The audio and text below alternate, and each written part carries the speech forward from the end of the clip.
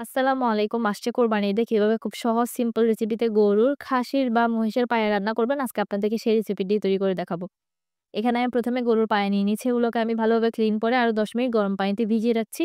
এতে করে যেই এক্সট্রা ময়লা বা রক্ত আছে সেগুলো বের হয়ে যাবে।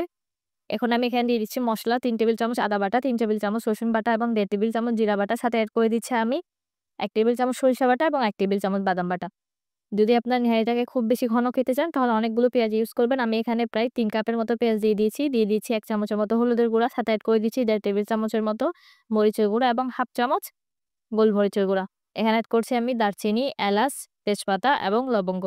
সব মসলা দেওয়ার পরে এখানে আমি প্রয়োজনীয় পানি দিয়ে দিচ্ছি, যতটুকু পানি আমার এটা সিদ্ধ হতে লাগবে।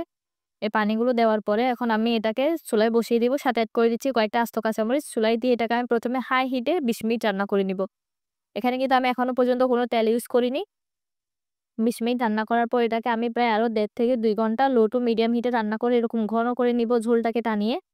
যখন নেড়িটা ভালোভাবে ঘন হয়ে সিদ্ধ হয়ে যাবে, এখন এটাকে আমি বাগার দিয়ে নিব। ১ম এ চুলায় একটি প্যান বসিয়ে ৩ টেবিল চামচের মতো তেল দিয়ে দিয়েছি। এখানে দিয়েছি ২ টা শুকনো মরিচ। যখন মরিচটা ভেজে খুব ভালো একটা ফ্লেভার আসবে, এখানে আমি পেঁয়াজ কুচি এবং রসুন কুচি এড করে দিচ্ছি। পেঁয়াজ আর রসুনটাকে খুব ভালোভাবে ভেজে এটাকে আমি সেই নেহারির মধ্যে দিয়ে দিচ্ছি।